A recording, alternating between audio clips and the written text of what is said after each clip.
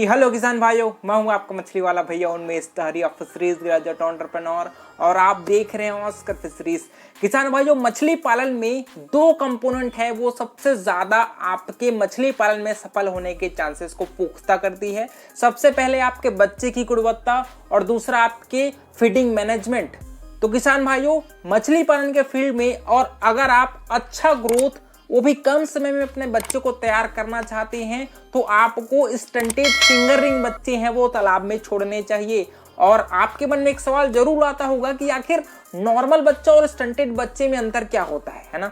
तो आज की इस वीडियो में दोस्तों मैं स्टंटेड फिंगरलिंग बच्चे के बारे में डिटेल से बात करूंगा कि स्टंटेड फिंगरलिंग बच्चे होते क्या हैं, इसको कितना आप प्रोड्यूस कर सकते हैं, कितना समय लगता है, क्या क्या इसके फीडिंग मैनेजमेंट होते हैं। सबसे पहले स्टंटेड फिंगरलिंग बच्चे आखिर होते क्या हैं। किसान भाइयों, स्टंटेड का मतलब होता है दोस्तों हम लोग मछली के ग्रोथ को सप्रेस करते हैं। इसका मतलब ये है कि या तो मछलियों को हम लोग जितना फीड की जरूरत होती है उतना उसको फीड नहीं खिलाते, या फिर हाई स्टॉकिंग डेंसिटी में हम लोग नर्सरी तालाब में फ्राई बच्चे हैं वो स्टॉक कर देते हैं, जिससे मछलियों को एक फेवरेबल कंडीशन नहीं मिल पाता। बस उसको हम लोग इतना फिट कराते हैं कि वो जिंदा रह पाए। इसको मैं आपको एक एग्जांपल समझाता हूँ, ठीक है। मान लीजिए आप एक दिन में 4 रोटियां खाते हो, लेकिन अगर मैं आपको एक दिन में एक ही रोटियां दूं, ठीक है, तो क्या होगा, आप जिंदा तो रहोगे, है ना, आप मरोगे नहीं, लेकिन आपको जितना ग्रोथ आपके शरीर में होना चाहिए वो ग्रोथ नहीं होगा, बस आप जिंदा रहोगे, ठीक है।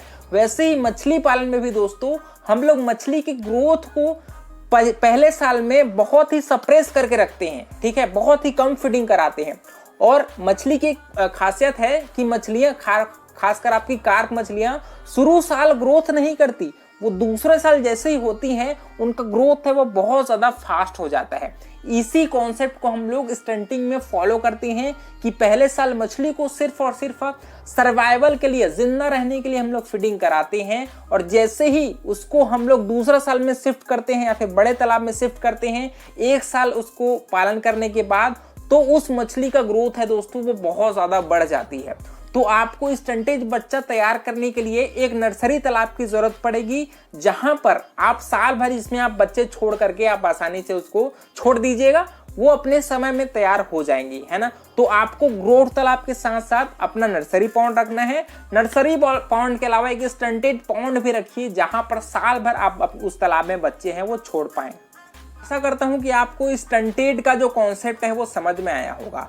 अब दूसरा हम लोग नॉर्मल क्या तरीका होता है मछली के लाइफ साइकिल का, हम लोग जो ब्रीडिंग कराते हैं मछलियों का, तो उससे 2 से 3 दिन का जो स्पॉन होता है ना, आपका 2 से 5 mm के बीच में, उसको हम लोग नर्सरी तालाब में डालते हैं, जहां पर 15 से 20 दिनों में वो 20 से 25 mm साइज तक पहुंच जाती है। फिर उस हम लोग फ्राई को दोस्तों रीरिंग पॉड में शिफ्ट करते हैं, जहां पर उसको हम लोग फिंगरलिंग साइज तक का, मतलब 100 से 150 mm साइज तक हम वहां पर उसको पालन करते हैं। और जब उसको हम लोग 8 से 10 महीने और स्ट्रेच कर देते हैं उस फिंगरलिंग को, तब वो ईयरलिंग में कन्वर्ट हो जाता है ना। उसी प्रकार जब हम लोग स्टंटेज बच्चा प्रोड्यूस करते हैं तो हम लोग दोस्तों सीधे फ्राई साइज का बच्चा है वो अपने तालाब में स्टॉक करते हैं। उसको मिनिमम 6 महीने से 12 महीने तक हम उसको नॉर्मल फीडिंग रेट में उसको पालन करते हैं। दूसरा सवाल ये आता है कि स्टंटेड फिंगरलिंग बच्चे प्रोड्यूस करने की प्रक्रिया क्या है। तो इसके लिए जो नर्सरी तालाब आप यूज करते हो, नॉर्मल नर्सरी तालाब चाहिए आपका 0.1 से 0.4 हेक्टेयर साइज का आप नर्सरी तालाब लीजिएगा। उसमें आप तालाब की गहराई है दोस्तों वो 1 मीटर से 1.5 मीटर के बीच में आप अपने पानी की गहराई है उसको आप मेंटेन रखेंगे। नॉर्मल हम लोग जो तालाब का प्रिपरेशन करते हैं उसमें प्राकृतिक भोजन बनाने के लिए तो आप गोबर का प्रयोग कर सकते हैं। प्रति एकड़ 800 से 900 किलो गोबर, उसके साथ सिंगल सुपर फास्फेट, यूरिया और ईस्ट पाउडर को मिला करके आप उसको अच्छे से फर्मेंटेट करिए और उसको स्लरी बना करके तालाब में अच्छे से छिड़काई करा दीजिएगा। छिड़काई कराने आपने स्लरी प्रिपेयर किया है गोबर का दोस्तों, उसको आपको तालाब में अच्छे से छिड़काई करा दीजिएगा। छिड़काई कराने के पश्चात आप अपने तालाब के पानी के कलर को चेंज होते हुए जरूर देखेंगे। हरा कलर हुआ वैसे ही आप अपने नर्सरी तालाब में आप बच्चे स्टॉक करने के लिए रेडी हो सकते हैं। और एक और चीज ध्यान रखिएगा कि तालाब में एक्वेटिक इंसेक्ट्स बिल्कुल नहीं होना चाहिए, क्योंकि फ्राई साइज के बच्चे को आपके एक्वेटिक इंसेक्ट जो कीड़ा होता है वो सबसे ज्यादा डैमेज करता है। तो आपको सबसे पहला काम अपने तालाब में एक्वेटिक इंसेक्ट को बिल्कुल खत्म करना है। उसके बाद ही आप गोबर वगैरह का प्रयोग करिएगा और फिर लास्ट में हम लोग बच्चा है वो तालाब में छोड़ते हैं। आपको फ्राई साइज के बच्चे ही तालाब में छोड़ने हैं। 20 से 25 mm जो साइज का होता है ना आपके फ्राई साइज का बच्चा, उसी को आप तालाब में छोड़िएगा। सबसे महत्वपूर्ण पॉइंट आता है कि तालाब में कितने फ्राई बच्चे हैं वो छोड़ना चाहिए। देखिए, अगर आप दोस्तों 100 ग्राम से 150 ग्राम साइज तक के स्टंटेड बच्चे तैयार करना चाहते होंगे तो आपको अपने पर एकड़ के नर्सरी तालाब में दोस्तों आप 2.5 लाख से 3 लाख बच्चे हैं फ्राई साइज के, उसको छोड़ सकते हैं। लेकिन अगर आप 50 ग्राम से 100 ग्राम मतलब 50 ग्राम 100 ग्राम के साइज के बच्चे तैयार करना चाहते होंगे तो आप प्रति एकड़ 8 लाख तक बच्चे हैं वो आप अपने तालाब में छोड़ सकते हैं।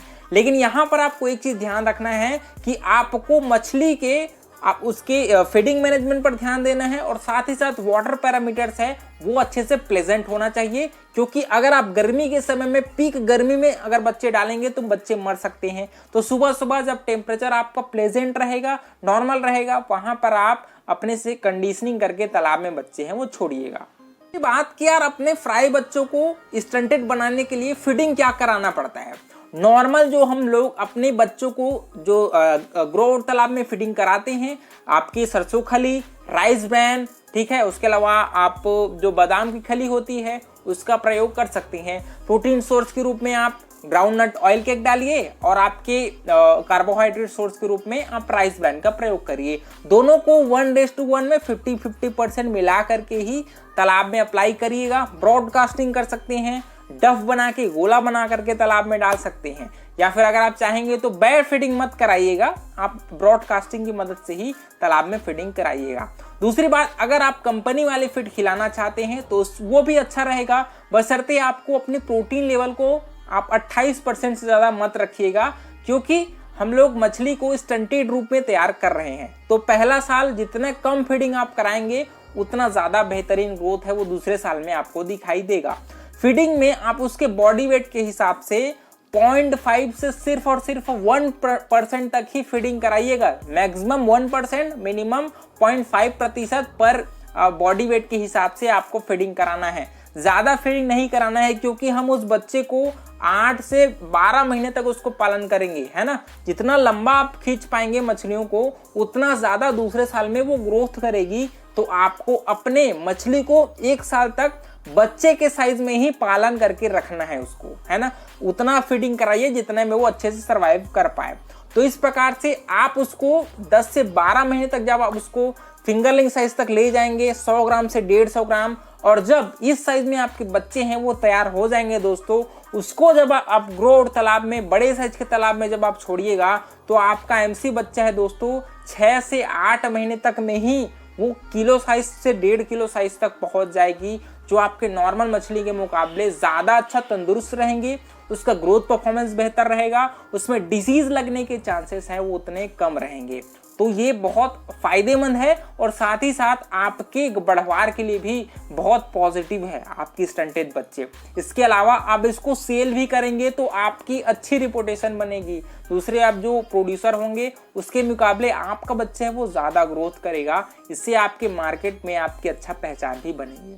तो आप स्टंटेड बच्चे हैं वो तैयार करिए और कोशिश करिए कि अपने स्टंटेड बच्चे को ही तालाब में छोड़िए। खुद का बच्चा जब आप अपने तालाब में छोड़ते हैं वो ज़्यादा आप उस पर भरोसा कर सकते हैं, क्योंकि आजकल लोगों को फ्रॉड बहुत ज़्यादा बनाया जा रहा है, कुछ भी बच्चे लोगों को सेल किया जा रहा है। तो आप खुद बच्चे तैयार करेंगे तो वो ज़्यादा बेहतर रहेगा।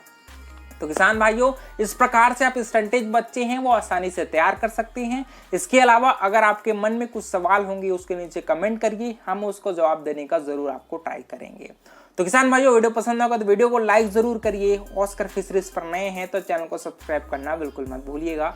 मिलते हैं अगले वीडियो में, तब तक के लिए बड़ों का सम्मान करिए, छोटों को प्यार करिए और खुद का ढेर सारा ख्याल रखिए। Thank you, thanks for watching.